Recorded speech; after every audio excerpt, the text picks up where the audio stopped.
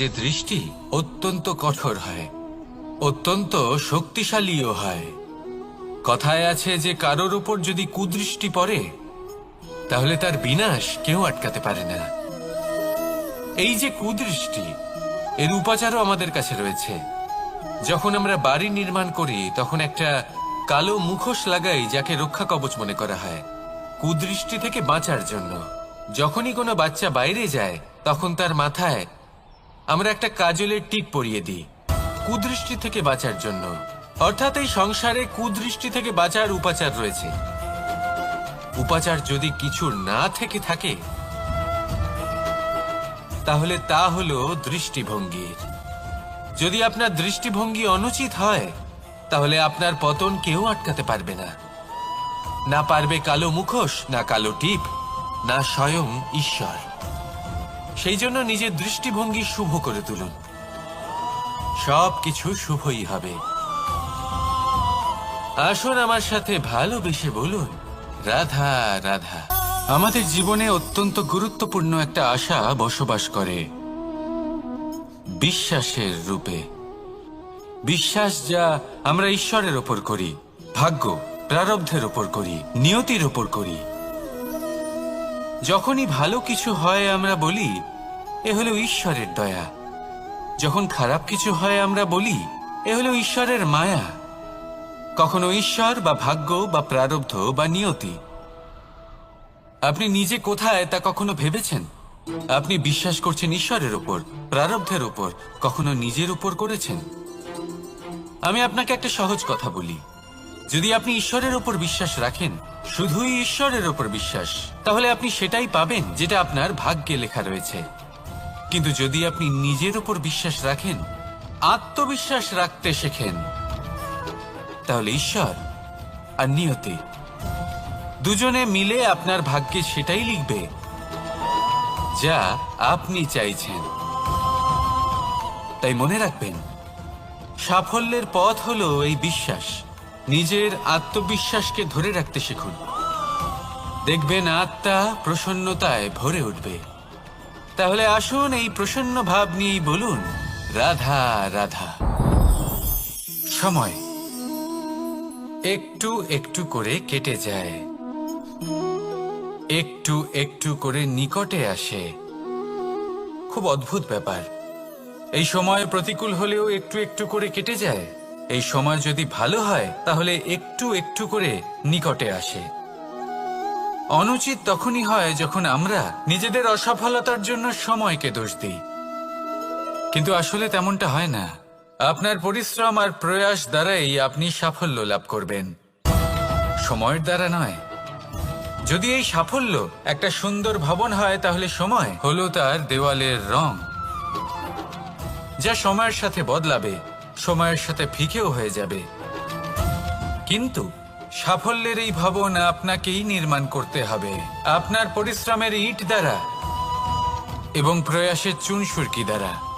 তাই পরিশ্রম আর প্রয়াস করতে থাকুন, সাফল্য আপনি অবশ্যই পাবেন। সময় যদি আজ ভালো না হয় তাহলে কাল অবশ্যই হবে। প্রয়াস করতে থাকুন আর আমার সাথে ভালোবেসে বলুন, রাধা রাধা। ভয়। জীবনে আমরা কোন কোন বিষয়ে ভয় পাই?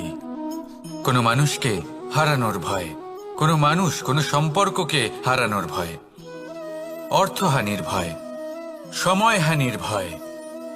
এবার বিষয়টা হলো, এই ভয় কখনো আমাদের কোনো লাভ করে না।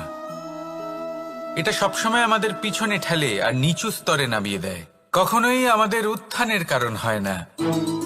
তাই জীবনে যদি কোনো ভয়ের কারণ থাকতেই হয় তা শুধুই এটা, যে মানুষের কথা ভাবতে ভাবতে, সম্পর্কগুলিকে হারানোর ভয়, মানুষকে হারানোর ভয়, সবার মন রাখতে রাখতে আপনি যেন নিজেকে, নিজের ভাবনা চিন্তাকে না হারিয়ে ফেলেন। যদি এরকম হয়, যদি সকলের মন রাখতে রাখতে আপনি নিজেই নিজেকে হারিয়ে ফেলেন, নিজের ভাবনা, নিজের লক্ষ্য, নিজের মন্তব্যকে হারিয়ে ফেলেন, তাহলে সংসারে যতই যাই হয়ে যাক না কেন প্রসন্নতা লাভ করবেন না। তাই রক্ষা তাকেই করুন যে আপনাকে রক্ষা করে, আপনার মানসিকতা, আপনার ব্যক্তিত্ব, আপনার লক্ষ্যকে রক্ষা করে। আর যদি কোনো বিষয় ভীত হতে হয়, তবে আপনি যেন নিজের উদ্দেশ্যের থেকে দূরে না চলে যান। তাহলে আসুন আর আমার সাথে ভালোবেসে বলুন, রাধা রাধা। জীবনে এমন কি আছে যা আপনাকে অজান্তে শিখরে পৌঁছে দিতে পারে বা আপনার পতনও ঘটাতে পারে? সঙ্গতি। যদি আপনি কোনো শ্রেষ্ঠ ব্যক্তির সঙ্গ লাভ করেন, তাহলে তার শুভ চিন্তা, তার গুণ, তার স্বভাব আপনার মধ্যে চলে আসবে। আপনি আরো শ্রেষ্ঠ হয়ে উঠবেন। আবার সেখানেই যদি আপনি কোনো দুষ্ট ব্যক্তির সঙ্গতি লাভ করেন, কোনো খারাপ মানুষের সঙ্গতি লাভ করেন, তাহলে আপনার শুভ চিন্তা, আপনার গুণ, তা যে কখন আপনার থেকে কেড়ে নেওয়া হবে সেটা আপনি জানতেও পারবেন না। দেখুন, এই সঙ্গতি হলো অত্যন্ত গুরুত্বপূর্ণ। এই সঙ্গতি আপনার নিয়তি নির্ধারণ করে। আপনাকে উদাহরণ দিলে, বৃষ্টির ফোঁটাকে দেখুন।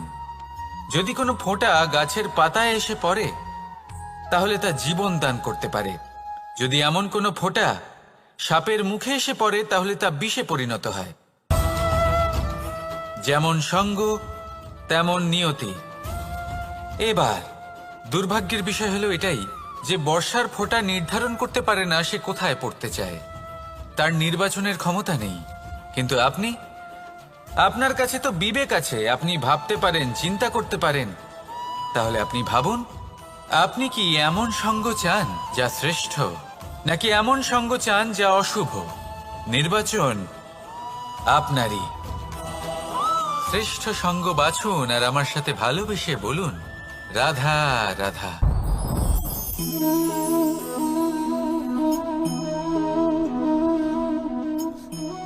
মুক্ত।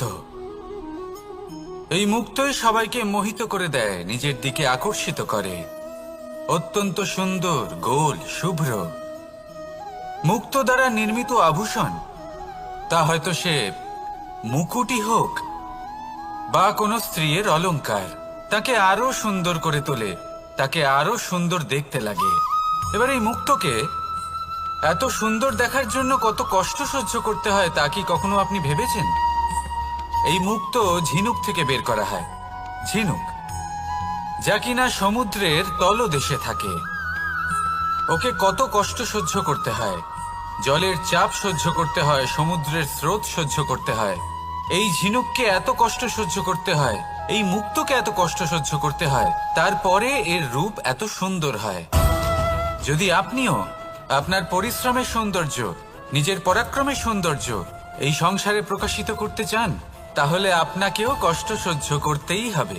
তাই জীবনে যখনই সংকট আসবে, বিপদ আসবে, সমস্যা আসবে, তখন একে সুযোগ হিসেবে গ্রহণ করুন। কারণ এই বিপদের সাথেই লড়াই করে আপনি মুক্তর মতোই পরিশুদ্ধ হয়ে উঠবেন। তাহলে আসুন আর আমার সাথে ভালোবেসে বলুন, রাধা রাধা। আপনি কি জানেন আপনার জীবনে আপনার আসল জীবনসাথী কে হন? মাতা পিতা, ভাই বোন, স্বামী স্ত্রী? না, আপনার আসল জীবনসাথী হলো আপনার শরীর। সেই শরীর যার দিকে আপনি কখনো নজরই দেন না, ঠিক কি না? এবার যে মানুষ এই রহস্য বুঝতে পারেন, তার জীবন এমনি শুভ হয়ে যায়। আপনি নিজেই দেখুন না, সে সংসারের মঙ্গলই করা হোক বা সত্যের রক্ষা করা হোক, তা সে শত্রুর সাথে যুদ্ধ করা হোক বা মিত্রকে রক্ষা করা হোক, এই শরীরই তো কাজে আসে। তপস্যাতে, বলিদানে, পরিশ্রমে এই শরীরই হলো আধার, ঠিক কিনা? তাই আমাদের কর্তব্য হলো যে আমরা যেন নিজের শরীরের যত্ন নিই। আমরা কি খাই, আমাদের কি খাওয়া উচিত, এটা যেন বুঝি। কোনটা সুপাচ্য আর কোনটা নয়, এটা যেন বুঝি। কারণ যেমন হবে অন্ন, মনও তেমনই হবে। যত ভালো অন্ন, তত ভালো মন। আর সুস্থ শরীর হলো সুস্থ মনের আধার, এ কথা অবশ্যই মনে রাখবেন।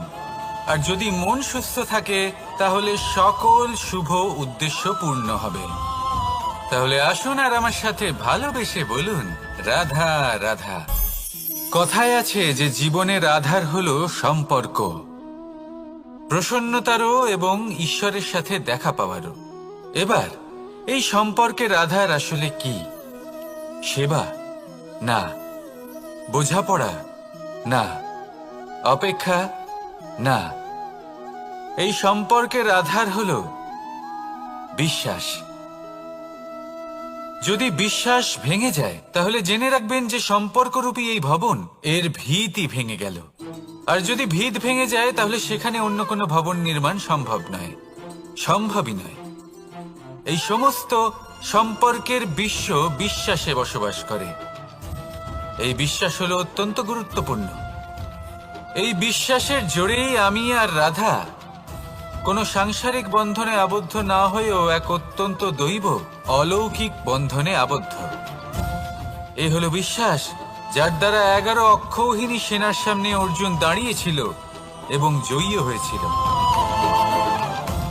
এই বিশ্বাস হলো অত্যন্ত গুরুত্বপূর্ণ, তাই বিশ্বাস করতে শিখুন, বিশ্বাস দিতে শিখুন, বিশ্বাস পালন করতে শিখুন, আর আমার সাথে ভালোবেসে বলুন, রাধা রাধা।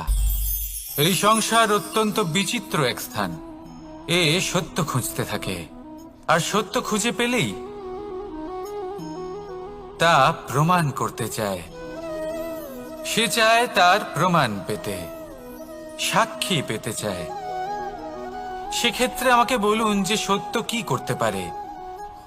সেই ব্যক্তি যে সত্যকে ধরে আছে সে কি করবে? কিছুই নয়।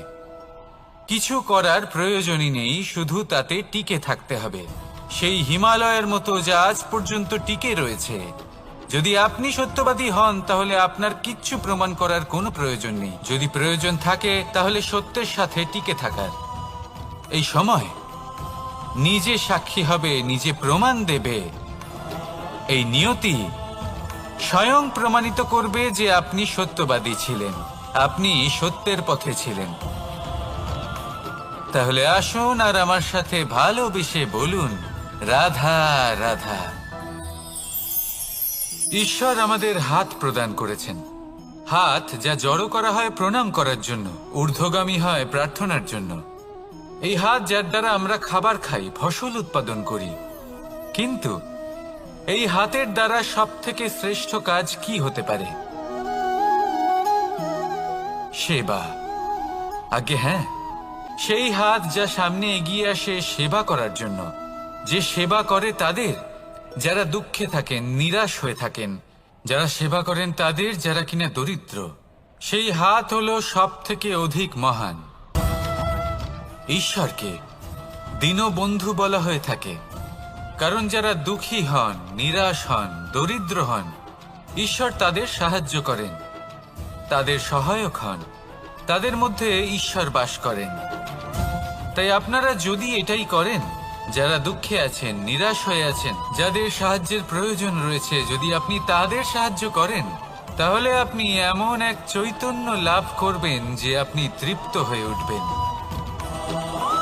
তাহলে সবার সেবা করুন আর আমার সাথে ভালোবেসে বলুন, রাধা রাধা। আজ আমার কাছে একটা হাতুড়ি রয়েছে। অত্যন্ত শক্তিশালী হলো এই হাতুড়ি। এই হাতুড়ি দিয়ে প্রহার করে একটা গরম লোহাকে আপনি সুন্দর অস্ত্রে পরিণত করতে পারবেন। এই হাতুড়ি দিয়েই প্রহার করতে করতে একটা অত্যন্ত বড় পর্বত ভেঙে আপনি ওখানে একটা নতুন পথ নির্মাণ করতে পারবেন। এই হাতুড়ির স্বল্প আঘাতেই আপনি প্রসাধনের জন্য সুন্দর সুন্দর আভূষণ বানাতে পারবেন। কিন্তু যদি কোনো সুন্দর বাড়ি দেখতে পান আর তার ভিতে আপনি যদি এই হাতুড়ি দিয়ে প্রহার করেন, তাহলে তার বিনাশ হয়ে যাবে। এমনই কিছু হয় প্রেমের ক্ষেত্রেও। তা এতটা শক্তিশালী হয় যা সৃজন করে, কিন্তু সর্বনাশও এ করতে পারে। সবকিছুই নির্ভর করছে আপনার উদ্দেশ্যের উপর। এই উদ্দেশ্যকে শুভ রাখুন আর ভালোবাসার উপর একটু নিয়ন্ত্রণ রাখতে শিখুন, যেন এমন না হয় যে আপনি সৃজন করতে গেলেন কিন্তু সর্বনাশ করে বসলেন। আসুন আর আমার সাথে ভালোবেসে বলুন, রাধা রাধা। এই প্রেম যতটাই সরল ঠিক ততটাই জটিল হয়। এই প্রেমের দুই রূপ হয়, সবলতা আর দুর্বলতা। নির্বাচন হলো আপনার। এবার যদি একটা উদাহরণ দিয়ে আপনাকে বোঝাই, তাহলে মাতা পিতাকে দেখুন। মাতা পিতা সন্তানকে কখনো কখনো এত স্নেহ দিয়ে ফেলেন যে তাকে বাইরে কোথাও যেতেই দেন না, আর তার ফলে সন্তান এতটাই দুর্বল হয়ে পড়ে যে এমনও হয় তারা সারা জীবন বাড়িতেই বসে থাকে। এবার যদি এই মাতা পিতাই এই ভালোবাসায় সাহস জুগিয়ে দেন, সেই সন্তানকে বলে দেন যে যাও, এই সংসারকে অনুভব করো, নিজের প্রারব্ধ নিজেই রচনা করো, এই সংসারে সব থেকে শ্রেষ্ঠ হয়ে দেখাও, সব থেকে উঁচুতে উঠে দেখাও, তাহলে সন্তান অবশ্যই এটা করে দেখাতে পারে। এবার আপনি নিজের প্রেমের দ্বারা আপনজনদের দুর্বল করবেন নাকি তাদের সবল করবেন, সিদ্ধান্ত আপনারই। আসুন আর আমার সাথে ভালোবেসে বলুন, রাধা রাধা। মানুষ বলেন প্রেমে অনেক শক্তি আছে, আর এটা সত্যিও বটে। প্রেমে এতটাই শক্তি থাকে যে শত্রুতার বড় বড় স্তম্ভকেও এত সহজে ফেলে দিতে পারে। কিন্তু আপনি দেখে থাকবেন, যারা অধিক শক্তিশালী হন তারা দুই ধার সম্পন্ন তরোয়ালের মতো হন। কারণ এই প্রেম যদি আচরণে থাকে, মনে থাকে, বিচার বুদ্ধিতে থাকে, তাহলে তা শুভ হয়। এই প্রেম সৃজন করে।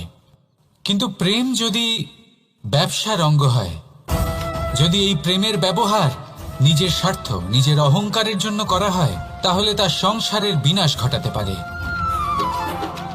রাধা প্রেমের ব্যবহার করেছে শাম্বের কারণে, আর শাম্ব সেই প্রেমের ব্যবহার করেছে নিজের অহংকার, নিজের স্বার্থ সিদ্ধির জন্য। শেষ পর্যন্ত ক্ষতি শাম্বের হলো না, হলো প্রেমের। তাই মনের মধ্যে প্রেম ভাব অবশ্যই রাখুন, নিজের আচরণেও প্রেম ভাব বজায় রাখুন, কিন্তু সতর্কও থাকবেন আপনার এই প্রেম, একে নিয়ে কেউ ব্যবসা না করে ফেলেন। আসুন আর এই ভালোবাসার সাথেই বলুন, রাধা রাধা। সত্য, এই সত্য আসলে কি? কেউ বলবেন যা অসত্য নয় তাই হলো সত্য, কেউ বলবেন সেটা যার ভিত্তিতে আমরা বেঁচে আছি তাই হলো সত্য। কিন্তু সত্য আসলে কি? তার থেকেও বেশি গুরুত্বপূর্ণ হলো এটা বুঝতে পারা যে সত্যের ব্যবহার কিভাবে করা উচিত। যদি আপনার কাছে সত্য থাকে বা আপনি সত্য জেনে থাকেন আর আপনি তার ব্যবহার করেন, সদ্ব্যবহার করেন সংসারের জন্য, তাহলে আপনি এই সমস্ত সংসারের অনেক ঊর্ধ্বে চলে যাবেন।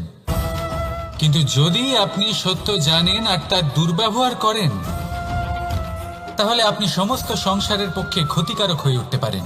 তাই মনে রাখবেন, সত্য যতটাই কোমল, অর্ধ সত্য হলো ততটাই কঠোর। এই অর্ধসত্য সমস্ত সংসারের বিনাশ ঘটাতে পারে। সেই জন্য জীবনে সত্যের বিষয়ে সম্পূর্ণ সত্য জানতে শিখুন, এ হলো অত্যন্ত গুরুত্বপূর্ণ। এই সত্য তার নিজস্ব দাবি হলো আপনি সাবধানে থাকুন। তাহলে আসুন আর আমার সাথে ভালোবেসে বলুন, রাধা রাধা। পঞ্চমহাভূত, জীবন রচনায় এর অবদান অনস্বীকার্য। এই পঞ্চমহাভূত আসলে কি? জল, বায়ু, অগ্নি, মাটি আর আকাশ।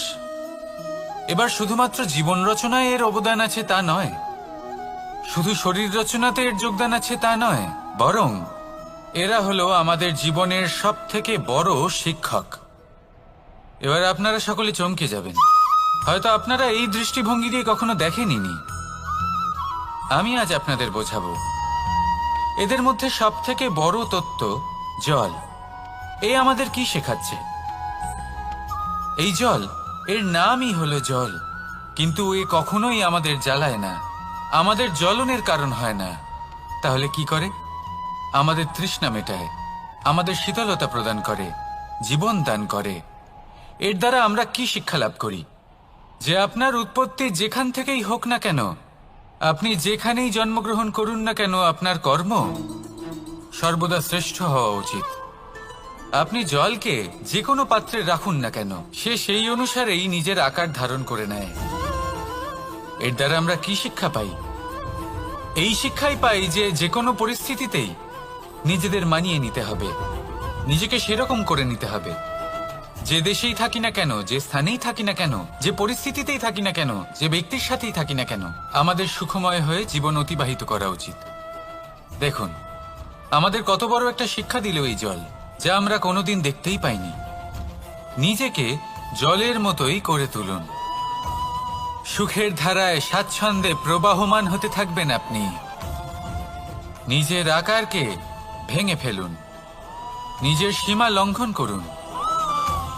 আপনি অবশ্যই একদিন মহানুভবতা অনুভব করবেন। তাহলে আসুন আর আমার সাথে ভালোবেসে বলুন, রাধা রাধা। জীবনের পঞ্চমহাভূতের দ্বিতীয় তত্ত্ব হল মাটি, ভূমি, ধরা, যে ধারণ করে, যা আমাদের সকলকে ধারণ করে, ভালো হোক বা মন্দ, নিজের কর্তব্য পালন করে। আর এটাই শিক্ষা আমাদের জন্য। আমাদেরকেও আমাদের সকল কর্তব্য পালন করতে হবে, তা সে আমাদের নিজেদের প্রতি হোক, আমাদের পরিবারের প্রতি হোক, সমাজের প্রতি হোক বা ঈশ্বরের প্রতি। এই শিক্ষা আমাদের মাটি দিয়ে থাকে। এ আমাদের পদতলে পিষ্ট হয়েও তার বদলে আমাদের বনস্পতি প্রদান করে। অগ্রসর হতে পদক্ষেপ নেওয়ার সময় আমরা পা দিয়েই ধরিত্রীকে পিছনে ঠেলি, কিন্তু এই মাটি আমাদের ঘৃণা করে না। সে আমাদের পরবর্তী পদক্ষেপের জন্য অপেক্ষা করে আর স্বাগত জানায়। আর হয়তো সেই জন্যই এই ধরাকে আমরা ধরিত্রী মাতা বলে থাকি। আর তাই এই পদবী, এই সম্মান, এই ভালোবাসা, এর আকার বা এর ভারের জন্য একে প্রদান করা হয় না, প্রদান করা হয় এর স্বভাবের কারণে। আপনিও যদি ধরিত্রীর মতো হতে পারেন, যদি আপনিও নিজের সকল কর্তব্য পালন করেন, বিশ্বাসের সাথে তা স্বীকার করে নিতে পারেন, যদি অন্য কারোর সাফল্যেও আপনি প্রসন্ন হতে শিখতে পারেন, যদি আপনি একটু কষ্ট সহ্য করে অন্য কাউকে প্রসন্নতা প্রদান বা অন্য কাউকে সেবা করতে পারেন, তাহলে আপনিও মাটির মতোই মহান হয়ে উঠতে পারবেন। তাহলে আসুন আর আমার সাথে ভালোবেসে বলুন, রাধা রাধা। জীবনের পঞ্চমহাভূতের মধ্যে একটা তত্ত্ব হল বায়ু। বায়ু যাকে কিনা দেখা যায় না, বরং তাকে কিন্তু আমরা অনুভব করতে পারি। আর একে সব থেকে বেশি অনুভব করতে পারি তখন যখন বায়ু কম থাকে। বায়ু যদি লুপ্ত হয়ে যায়, তাহলে তখনই আমরা বুঝতে পারি যে বায়ু তো নেই, এ তো সমস্যার ব্যাপার। এবার এই বায়ু